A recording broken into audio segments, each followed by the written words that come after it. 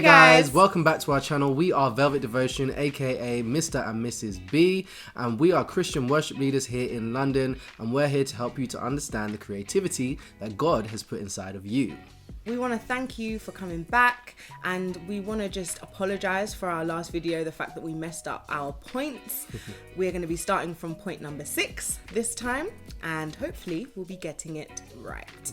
So point 6 is becoming a threat to artists that were there before you. All is well until you're better than them. This is an interesting one because over the years we've had various experiences with this situation, especially if you're a person who is raised in the church. It can be very difficult for the older people that have been in the church for years to start to see you as somebody with respect, somebody with authority.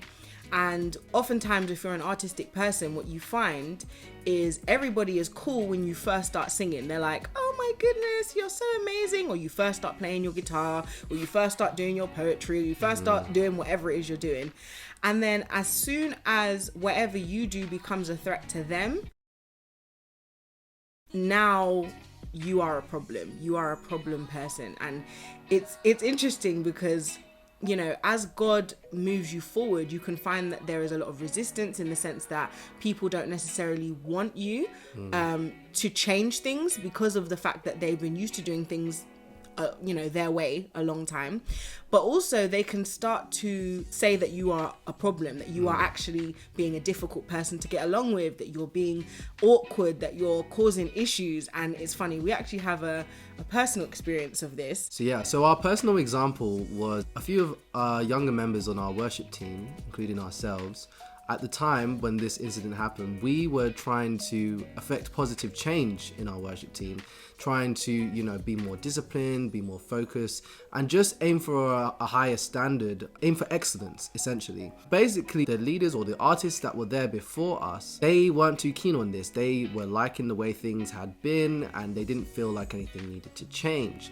And so... Sorry, I just want to interrupt you. By the way, they actually were the ones who initially were saying, oh, it's time for us to get better, it's time for us to improve, it's time for us to change. But then when we tried to help to put forward the change, they didn't like it because it was coming from us. Anyway, carry on, babe. Yes. So what essentially happened is once we started putting forward these suggestions and they were actually being considered by the leaders, one of them, people in particular, took us aside one day. There was 3 of us. And basically they took us into a room and they just started essentially telling us off about all the things that we had been doing, saying that we were arrogant, saying that we were getting a bit too big for our boots, thinking that we need to humble ourselves, we're not considering everyone else's opinions, and etc. etc. And the truth is that we actually had this confirmed by many other people who were operating in the team. There was years of complaints that we were making our decisions, or not decision, making our suggestions based off. And so we just thought we were doing what was the right thing to do, what God was leading us to do, but it was not received well at all. So yeah, this is an example of the type of things that you can experience as an artist in the church, specifically from older or more established members of whether it's a worship team or any kind of creative part of your church service or environment. So yes. And in the same way, you see this kind of stuff happen all the time in the world. So you get people, for example, let's just use Lady Gaga.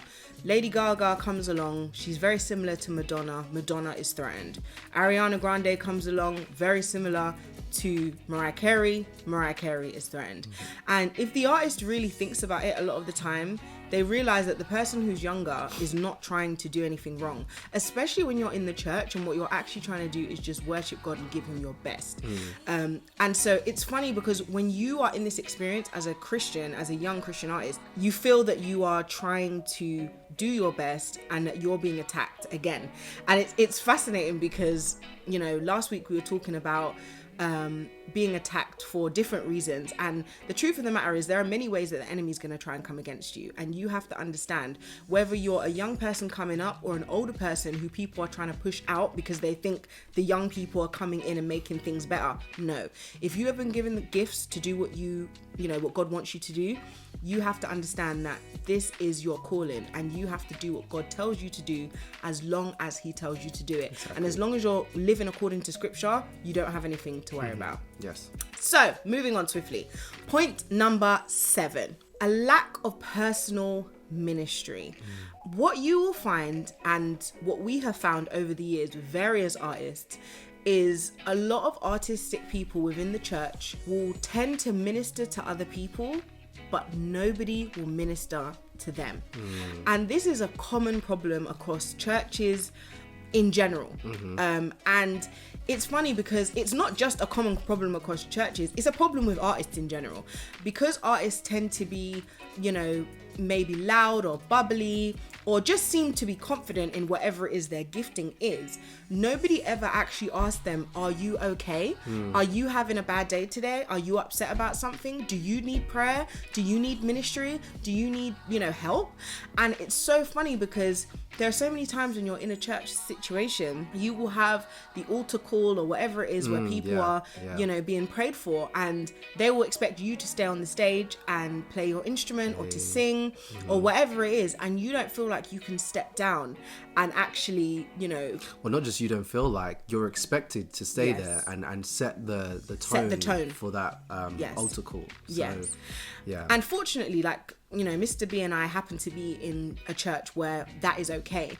But there are so many other artists who have been in these situations, and you see them reach a certain pinnacle and then their lives just come crashing down because they've had this hidden issue that nobody has helped them with and nobody has supported them with.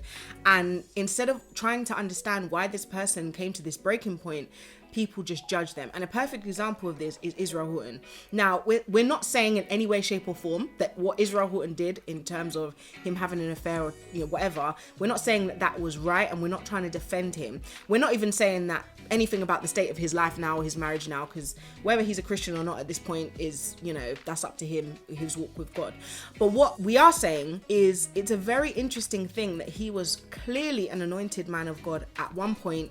He still is very gifted, very musically gifted, amazing vocal ability, but somehow he ends up having this indiscretion. And you would think that somebody with such spiritual insight would be so close to God that they would never have these problems. But clearly, whatever was going on in his home life was so much so that he had an affair. And it's crazy because as artists, the number one thing you need to do, again, which we came back to last week, is find somebody to speak to about these hidden issues and understand that if you do not deal with these things, they will come out in public.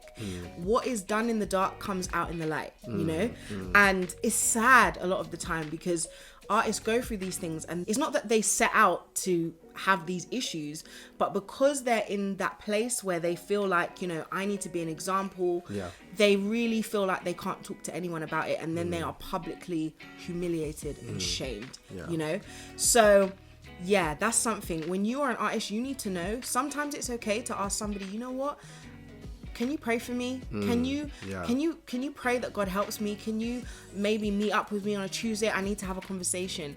And don't be afraid to speak to your pastor and say, look, pastor, if we happen to have an altar call anytime soon, I feel like I need to be down there because I really, I need help. I need that support. And it comes back to what we were talking about in our last section of our video with accountability. You need to be able to speak to someone and be accountable about what is going on in your life. And it's very easy to just, say, I've got this position, so no one, I can't talk to anyone about this because if I say anything, then I'm going to look bad. And, it's very easy to get caught up in that. So you always have to remember that you are also a human, you are also fallible, and you also need support. It's not just, yes, you should be an example, and you should set an example, but having accountability, having support helps you to do that. You're not supposed to do these things alone.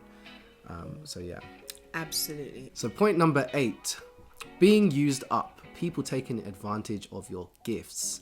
This is very common in the church.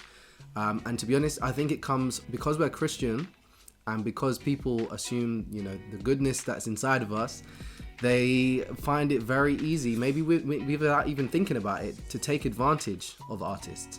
And so what will happen is maybe you'll get a musician or a singer or a whole band or whole team, and there will be that person who's, whether they're in your church, whether they're from another church, and they'll be like, oh, can you play at my event? Can you play at my wedding? And because, it's something that's a good thing, there kind of is an expectation that you should just do it without asking for anything in return. Especially because they know you personally. Yes. And it's so funny because nobody looks at somebody like, I don't know, Israel Houghton and goes, yes, Israel Houghton is going to come and sing in my church for free. Yeah. Nope. Nobody looks at him and goes, or CeCe Winans or, any of these people. Nobody's like, oh yeah, they're going to do that for free. Tasha Gobbs is going to come and sing at my wedding for free. But for some reason, when you are in a church where you know people and they know you, they will ask you for favors. And here's the thing. It's not that giving favors to people is a bad thing, because that's not. Sometimes you need to be gracious and you need to give things away for free. But what we have found over the years with ourselves and numerous other artists is that artists tend to get burned out because, as well as all the normal responsibilities they have during the week or whatever they're doing with their gifting normally, people will be asking them for favors all the time, and they don't want to pay them. They want to do it for free. They don't understand that you being an artist takes time and effort. Like, for you to get up and do, for example, a worship set, you have to have at least 1 or 2 rehearsals beforehand. You have to learn the words. You have to be comfortable with the song. If you're a musician, you have to learn the chords. If you're a poet, you have to learn whatever poetry you're doing. You have to practice. It's not just a thing where you can get up and just perform, And same with, painters or whatever. You have to actually have the thing ready in order for you to display it. And it's so funny because people just take advantage of this, and they don't mean to. They really don't mean to. And so what has to happen is you as the artist have to get used to setting healthy boundaries.